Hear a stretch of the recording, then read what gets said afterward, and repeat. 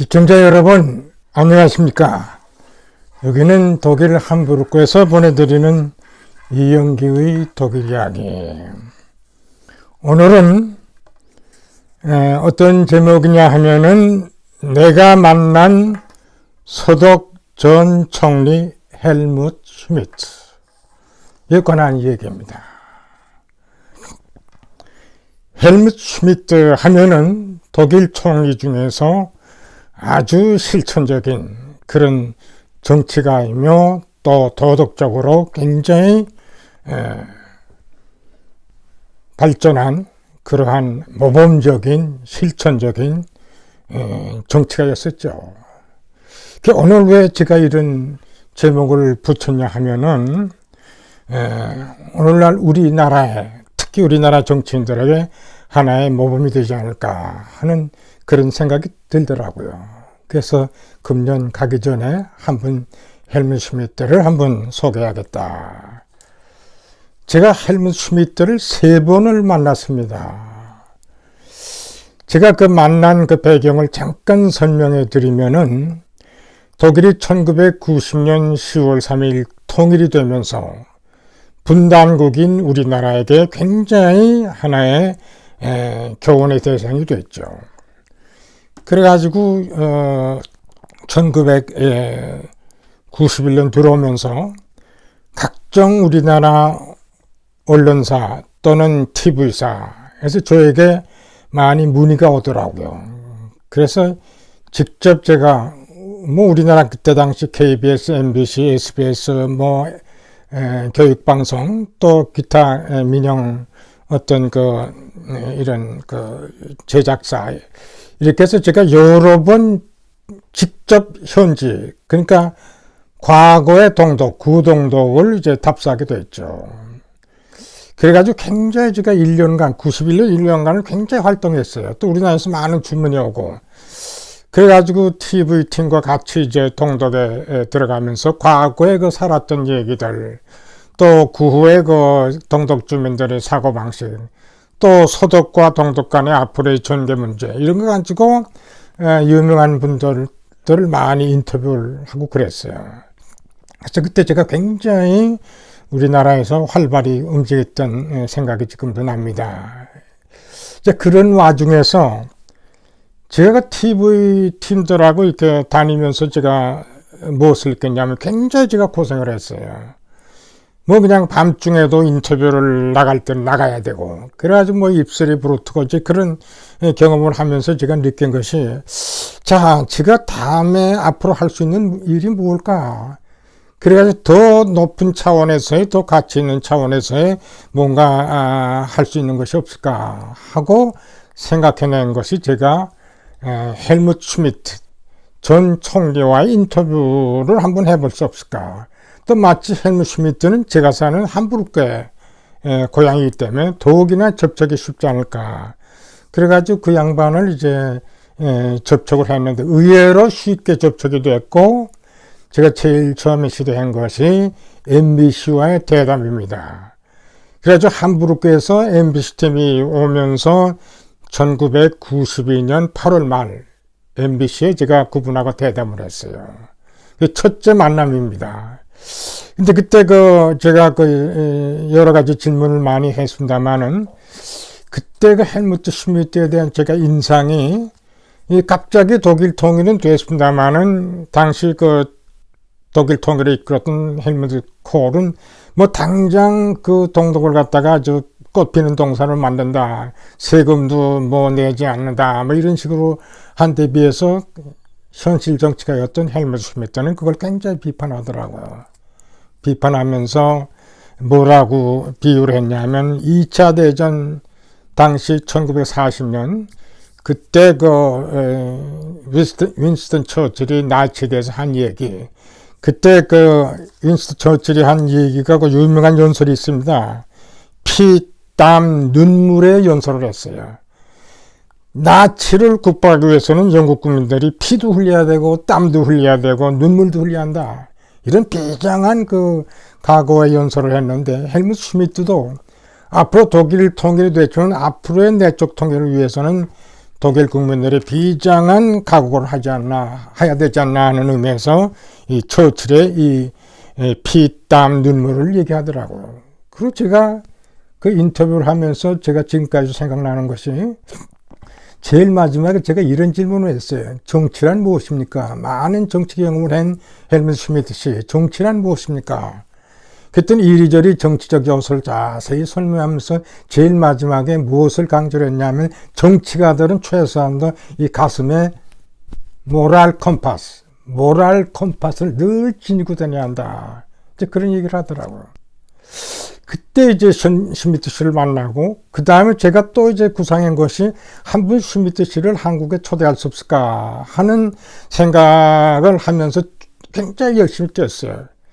그래가지고 마침 헬무트 슈미트를 초대하려고 했던 우리나라 기관이 한국은행이 또 그런 노력을 하더라고. 그래서 한국은행과 나와 같이 헬무트 슈미트를 1991년도 초대를 했습니다. 그래가지고 거기서 제가 또 헬무트 슈미트와 KBS와의 대담을 했어요. 그때 두 번째 또 헬무트 슈미트를 만났는데, 그때 KBS와의 대담에 지금 생각나는 것이, 특별히 생각나는 게 뭐냐 하면은, 이 헬무트 슈미트 씨가 벌써 50년도 때 우리나라 한번 왔었다, 이러면서 관심을 표명하더라고. 또 그리고 무엇을 표명하냐 하면은 노태우 당시 대통령의 국방정책이 참 좋다. 그리고 또 제가 기억나는 것이, 자기가 일본 사람들을 만났는데 일본 사람들이 우리나라에 대해서는 난쟁이 컴플렉스를 갖고 있다. 왜냐하면 중국 문화를 우리를 거쳐서 일본으로 갔기 때문에 여기에 대한 일본 사람들의 난쟁 컴플렉스를 갖고 있다는 그런 재밌는 얘기를 하더라고요. 그래가지고 그때 한국 초대를 해가지고 서울대학에서는 이제 박사학위 명예박사를 드리고, 그 다음에는 저는 이제 중앙일보와 이제 결탁을 해가지고 호암 호텔에서 큰 헬무트 슈미트의 이제 강연을 주선했어요. 그것이 잘 성황리에 됐습니다. 그래서 이제 두 번째 거기서 제가 만나게 되고, 그 덕분으로, 한국에 초대한 덕분으로 제가 명지대 개건교수로 이제 취직이 됐어요.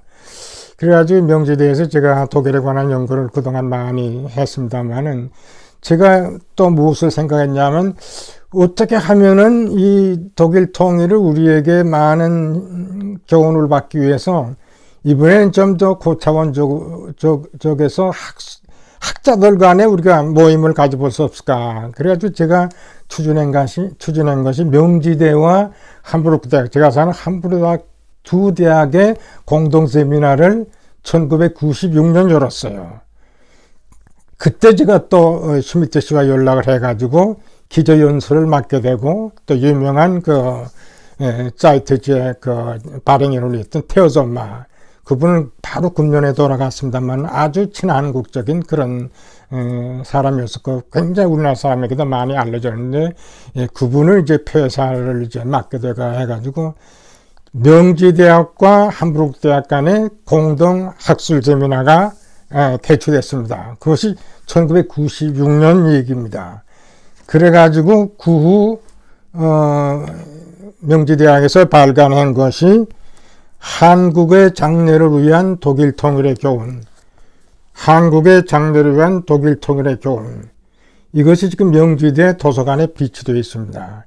여기에 기조연설은 우리나라의 이영독 총리가 하고 독일 측에서는 슈미트가 했는데, 슈미트가 아주 굉장한 구체적이고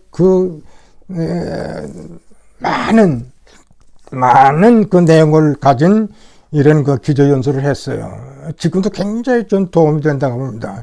그리고 제일 마지막에 제가 독일의 폴 교수와 제가 마지막에 독일 폴 교수가 어떤 것이 우리나라 통일에 도움이 되냐는 그런 발제를 갖고 발표를 했고, 제가 독일 통일의 교훈이라는 말을 여기에 발제를 했습니다. 그래가지고 이것이 명지대학교 북한학과 이름으로 정리가 되고, 그 다음에 우리나라 명지대 이제 도서관에 비치가 되는데, 그때 우리나라 학자 또 독일 학자, 그야말로 학자들에 의한 세미나가 개최됐는데, 그 제목이 한국의 장래를 위한 독일 통일의 교훈. 전 지금도 이것이 우리나라 통일에 좋은 하나의 교훈적인 자료가 된다고 저는 확신합니다. 지금도 전 살아있다고 봅니다. 그래서 이것을 제가 하면서 헬무트 슈미트를 이제 다시 만나게 되면서 제가 3번에 걸쳐서 그분을 만났어요. 제가 오늘 왜 특별히 헬무트 슈미트를 갖다가 회상하느냐. 저는 우리 정치인들이 많은 면에서 배울 수 있다고 봅니다. 헬무트 슈미트는 박식한 사람이에요. 여러 분야를 다 잘하는 박식한 사람입니다. 학자 이상으로 박식한 사람이에요. 두 번째는 헬무트 슈미트는 웅변가입니다. 대화의 명수입니다. 이분이 8년 동안 집권을 하고 하야했을 때 국회에서의 고별 연설을 했는데 장장 3시간을 했어요. 전 TV를 통해서 봤습니다만 전혀 지루하지 않아요. 그리고 이분은 총리직을 끝나고 사이트지에 발행도 되면서 계속 많은 사람들과 대화를 하는데 그가 97세 사망할 때까지 많은 대화를 했는데 그 대화를 들을 때마다 지루하지 않아요. 또 굉장히 천천히 하는데도 지루하지 않아요. 대단한 웅변가이면서 대화의 명수, 그런 특징을 이 사람이 갖고 있어요.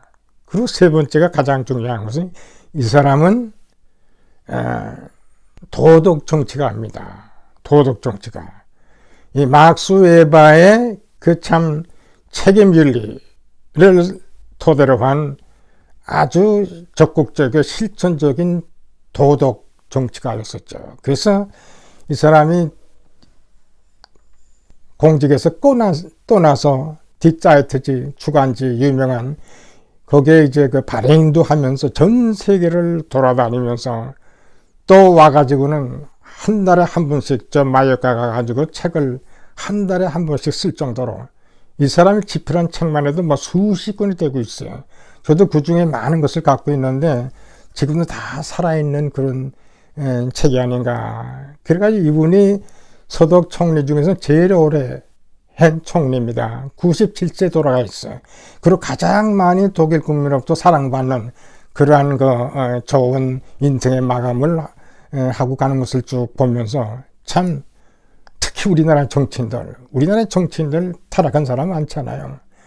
특히 도덕적인 면에서 타락한 사람이 얼마나 많아요. 또 민주의식이 과연 얼마나 있는지도 문제고, 또 우리 통일에 대한 그 넓은 지시라든가 어떤 통일을 원한다든가 이런 면에서 굉장히 뭔가 좀 제가 볼 때는 굉장히 비판의 대상에 대한 그런 것이 한둘이 아니잖아요.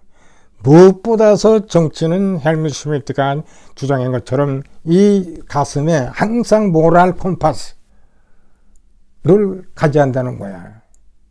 자, 이 점이 우리 정치인들의 많이 교훈이 되지 않나. 오늘은 마치 27일 일요일을 맞이해서 이 독일에서는 지금 강림절이 지금 오늘 일요일부터 시작됐고, 이 강림절에는 독일에서는 이런 것이 이제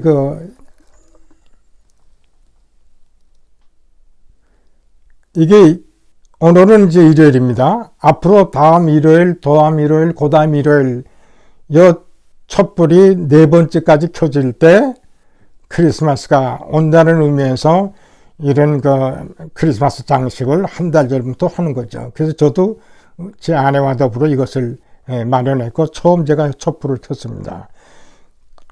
그리고 강림절 주위에는 또한 구류바인이라고 이렇게 자색의 구류 와인 따끈하게 데워서 시장에 가도 그렇고 집에서도 그렇고 이렇게 구류바인을 마시는 그런 전통을 갖고 있어요. 그래서 저도 한번 마셔보려고 합니다.